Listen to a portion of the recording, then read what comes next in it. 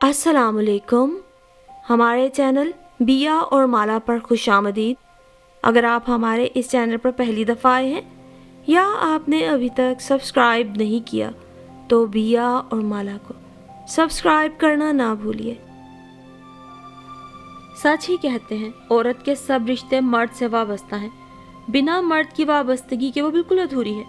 मगर अपने इस अधूरेपन को पूरा करने के बीच जाने अनजाने में उसे बहुत कुछ सहना पड़ता है और बहुत कुछ कर गुजरना होता है। औरत की ज़िंदगी का यह फ़लसफ़ा मुझे मेरी ही जेल में कैद एक कैदी औरत रानी ने समझाना चाहा था। वो कोई आदी मुजरिमा नहीं थी, बल्कि वक्त, हालात और वाक़यात ने उसे मुजरिम बना के रख दिया था, जिसकी पादाश में वो अपने किए की सज़ा काट रही थी। रानी के गरीब माँ बाप के पास दिन रात मेहनत करने के बावजूद दौलत तो ना आ सकी, मगर चुपके चुपके दबे पाँव रानी के पास जवानी की देवी अपनी पूरी आबोताब के साथ ज़रूर आ गई। और कल की रानी आज हीरे मोतियों की तरह चमकने दमकने लगी। उसकी बड़ी बड़ी काली आंखों की चमक, गुलाबी होंठों की मुस्कान और रेशमी बालों की बदलियों के डेरे, जो भी उसके पास से गुजरता उसे ठटक के देखने पे मजबूर हो जाता। गरीब की हसीन बेटी को तो मुआशरा हमेशा से अपनी मलकियत समझता है, सो रानी के माँ बाप भी परेशान रहने लगे। तभी उनकी बरादरी से सामल का रिश्ता आ गया। रानी और सामल को मंसूब करके जहाँ रानी के वालिदैन के दिलों को कुछ सुकून मिला था, वहीं उनके जहनों ने यह भी बावर करा दिया कि अब उन्हें उसकी शादी के लिए ज़्यादा से ज़्यादा पैसे जमा करने होंगे और ज़्यादा पैसे जमा करने के लिए ज़्यादा मेहनत करनी होगी।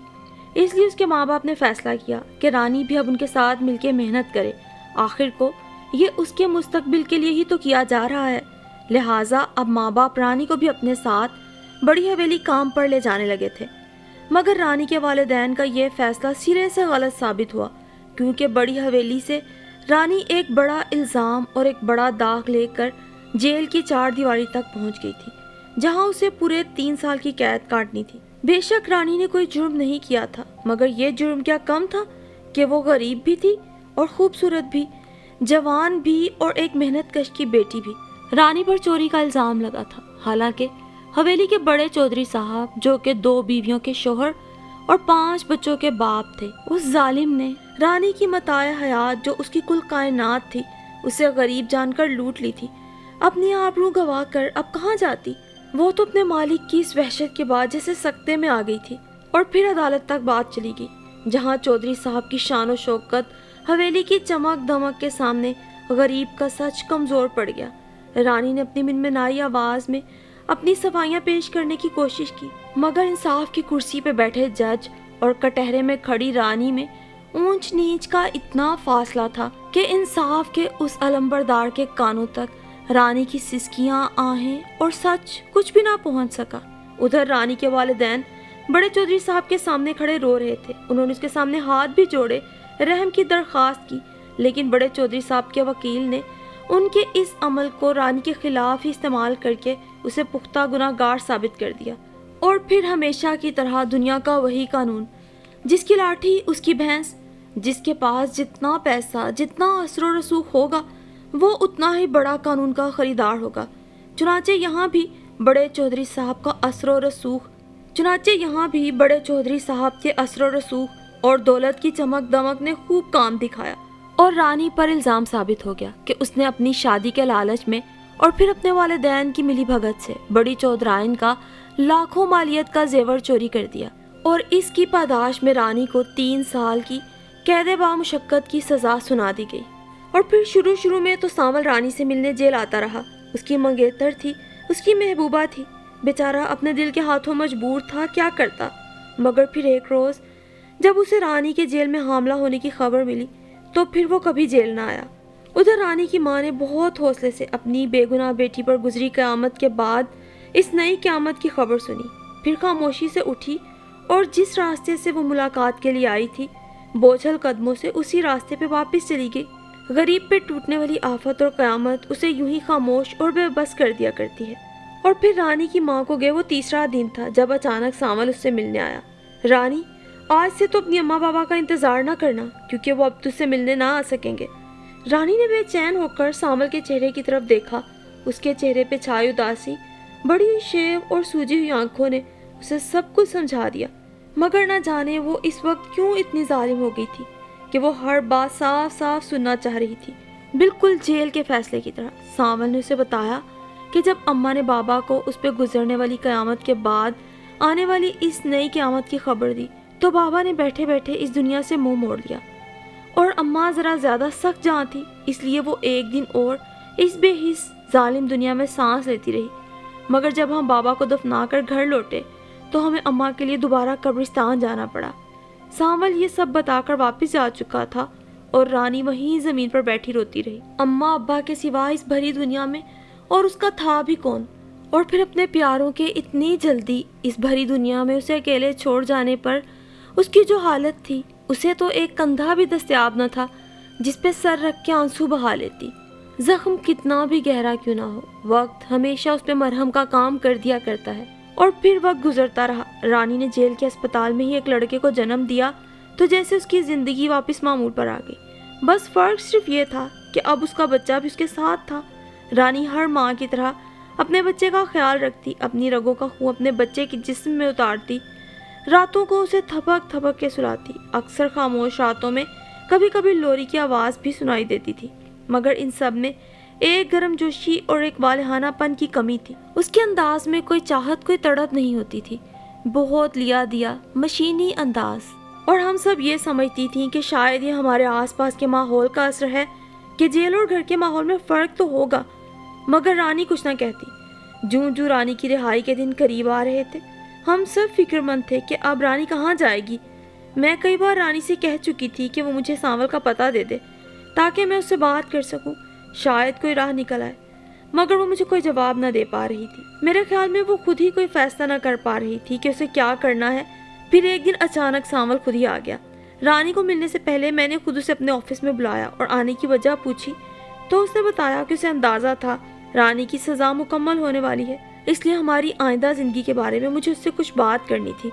میرے دل کو سانول کی بات سے ایک خوشگوار احساس ہوا اور میں نے رانی کو بلا بھیجا، مگر سانول سے ملاقات کے بعد بھی رانی کی اتری ہوئی شکل دیکھ کر مجھے اندازہ لگانا مشکل نہ تھا کہ اس ملاقات کا انجام کچھ اچھا نہ رہا۔ رانی نے بتایا کہ سانول اسے آج بھی اپنانا چاہتا ہے کیونکہ وہ جانتا ہے کہ اس سب میں اس کا قصور نہیں، یہ اس کا بڑا پن تھا، مگر وہ اتنا بڑا نہ تھا کہ رانی کو اس کے بچے کے ساتھ اپنائے۔ اس کا کہنا تھا کہ رانی سے صرف اس شرط پہ بیاہ کرے گا جب رانی اس بچے سے دستبردار ہو جائے۔ وہ اسے کسی بھی یتیم خانے میں داخل کرا دے گا، مگر رانی کو ہرگز ہرگز اس بچے کے ساتھ نہ اپنائے گا۔ اپنی زندگی کا اتنا اہم اور اتنا بڑا فیصلہ کرنے کے لیے سانول نے رانی کو 2 دن کا وقت دیا تھا، اور پھر وہ 2 دن بھی گزر گئے۔ 2 دن بعد جب سانول اس سے ملنے آیا تو میں نے ضروری سمجھا کہ میں سانول کو سمجھاؤں، اس لیے میں نے سانول کو اپنے پاس بلا لیا۔ سانول، تم تو جانتے ہو کہ کسی بھی ماں کے لیے اس کا بچہ کیا اہمیت رکھتا ہے، اور تم رانی سے اس کا بچہ چھوڑنے کے لیے کہہ رہے ہو۔ کوئی بچہ دنیا کے لیے ناجائز ہو سکتا ہے، لیکن ماں کے لیے وہ صرف بچہ ہوتا ہے۔ تم کیا سمجھتے ہو کہ وہ ایسا کر کے خوش رہ پائے گی؟ تو کیا اب وہ خوش ہے تھانے دارنی جی؟ سانول نے الٹا مجھ سے سوال کر ڈالا۔ مگر سانول، تم جانتے ہو نا اس میں رانی کا کوئی قصور نہیں، تم خود بھی اسے یہ بات کہہ چکے ہو، تو پھر بتاؤ اس بچے کا اس سب میں کیا قصور؟ سوال کے جواب میں سانول نے ایک دفعہ پھر مجھ سے سوال کیا، پھر میرا کیا قصور ہے؟ میں کیوں کسی کا گناہ اپنی محنت کے پیسے خرچ کر کے پالوں؟ رانی سے مجھے آج بھی محبت ہے، اسی لیے میں اسے اپنا رہا ہوں۔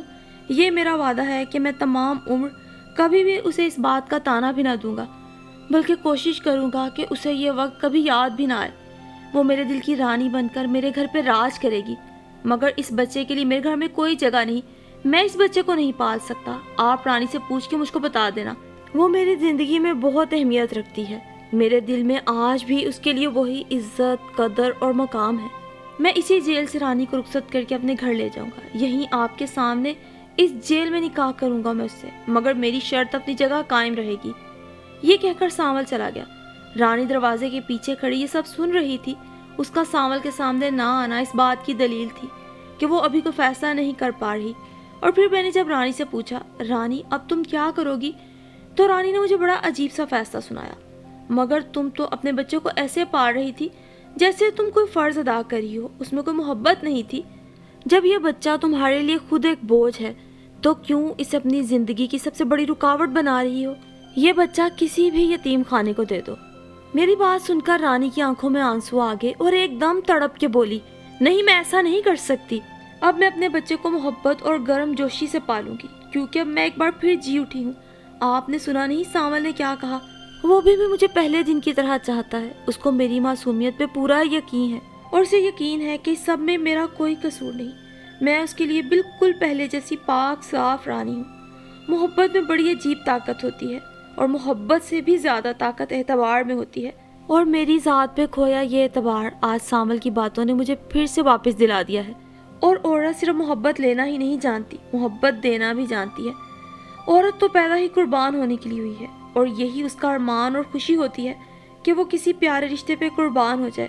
मेरे सामने बैठी वो 17 साला नौजवान लड़की जो अब इस दुनिया में बिल्कुल बेआसरा रह गई थी, कितनी गहरी और बड़ी बातें कर रही थी। आज सावल की बातों ने मेरे दिल को छू लिया है, और छुआ तो मुझे बड़े चौधरी ने भी था।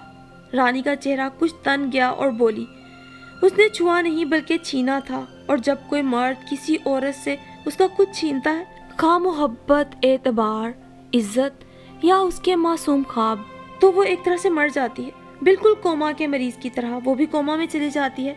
फिर वो आपको, हम सबको जिंदा तो नजर आती है, लेकिन वो जिंदगी की उस रमक से कोसों दूर रहती है जिसे हम जिंदगी कहते हैं। वो चलती फिरती अपने सारे फराइज अंजाम देती है, बस सिर्फ जिंदा नहीं होती। वो जिंदा तो सिर्फ मोहब्बत से होती है, एतबार से होती है, हरी भरी शाख की तरह हो जाती है, जैसे मैं हो गई। 3 साल तक मैं कोमे में रही। कभी भी किसी औरत को जानना हो तो उसे हंसते हुए देखो। अगर उस हंसी में उसकी आंखें भी हंस रही हैं तो समझ लो वो जिंदा है, और अगर हंसते हुए उसकी आंखें उदास हो जाएं या बेएहसास हो, समझ लो वो कोमा की हालत में है। ज़रूरी नहीं कि ये दुख गैर ही पहुंचाएं। कभी कभी अपने बहुत करीबी भी औरत को हल्के हल्के ये ठेस पहुंचाते रहते हैं कि बज़ाहिर वो हंसती है मगर उसकी आंखों में उदासी रहती है। मैं उसका इतना गहरा फलसफा सुन के भी परेशान ही बैठी थी। तो तुम क्या समझती हो? तुम अकेले अपने बेटे को पाल लोगी, इसे किसका नाम दोगी? मैं उसे आइंदा वक्त का आईना दिखाना चाहती थी। जिसका बच्चा है उसी का नाम दूंगी, जिसका बच्चा है उसी का नाम दूंगी। और थानेदारनी जी, मैं अब 3 साल पहले वाली रानी नहीं रही हूँ। अब मैं एक माँ बन चुकी हूँ, और अल्लाह ने माँ को बहुत ताकतवर बनाया है। वो बड़े जानदार अंदाज में बात कर रही थी। गो मैं रानी के इस अजीबो गरीब फलसफे से बिल्कुल भी मुतमईन न थी, क्योंकि इस बेरहम दुनिया के बेरहम सवालों को मैं अच्छी तरह जानती थी। लेकिन दोबारा जब सावल आया तो मैंने उसे रानी का फैसला सुना दिया, जिसे सुन के वो बोझल कदमों से चला गया। 4 दिन बाद रानी की भी रिहाई होगी, और फिर तवील वक्त गुजर गया। रानी और सावल के बारे में मुझे कुछ भी खबर ना आई। 4 साल बाद एक दिन रानी मिठाई का डब्बा लिए मेरे सामने बैठी थी। उसने अपने बेटे रहीम को शहर के एक स्कूल में दाखिल करवा दिया था, जिस गांव के चौधरी ने उस मासूम को लूटा था। शुरू में तो उसने उसी गांव की फसलों में कपास और दीगर अजनास की कटाई और चुनाई का काम किया। फिर कुछ पैसे जमा करके शहर चली गई और मेहनत मजदूरी करके अब उसने रहीम को सरकारी स्कूल में दाखिल करवा दिया था। सावल से उसका अब कोई राब्ता ना रहा था। जाते जाते रानी मुड़ी थी और फिर बोली, थानेदारनी जी, दुआ करना कि मेरा रहीम भी आपकी तरह से नेक और हमदर्द थानेदार बन जाए। मुझे उस वक्त तक इल्म न था कि औरत के लिए उसके ख्वाब इतने कीमती होते हैं। फिर इसका इल्म मुझे सालों बाद तब हुआ जब मैं अपने बेटे की पुलिस एकेडमी में ट्रेनिंग के बाद पासिंग आउट परेड पर गई, तो मेहमानों में अपने साथ बैठी खातून के गर्म जोशी से मुझे थानेदारनी जी पुकारने पर चौंक गई। ये कोई और नहीं था, रानी ही थी। मैं भी यहाँ उसे देखकर हैरान थी, तो मुस्कुरा दी और बोली, रहीम भी पुलिस में भर्ती हो गया है। और फिर कितनी ही देर हम दोनों बिछड़ी हुई सहेलियों की तरह बातें करती रहीं। उसकी मेहनत की दास्तां तवील, दर्द भरी मगर हौसला अफजा थी। फिर कुछ देर बाद उसने मुझे रहीम से मिलवाया। रहीम की शख्सियत के वकार और उसके चेहरे पे मौजूद फर्माबरदारी के तासुरात से मैं मुतासिर हुए बिना न रह सकी, और मैं सोचने लगी कि दुनिया जिसे नाजायज बच्चा कह के धुतकार रही थी, इस एक अधूरी कम उम्र औरत ने आज उसे मुआशरे का एक काबिल फख्र शहरी बना दिया। और मेरी बरसों पहले की इस सोच को उसने बिल्कुल गलत साबित कर दिया। ज़रूरी नहीं कि बिना किसी मर्द से वाबस्तगी के एक औरत अधूरी है, बल्कि बाज़ औक़ात रानी जैसी अधूरी औरतें ही रहीम जैसी खूबसूरत और मुकम्मल शख्सियत की बुनियाद रखा करती हैं।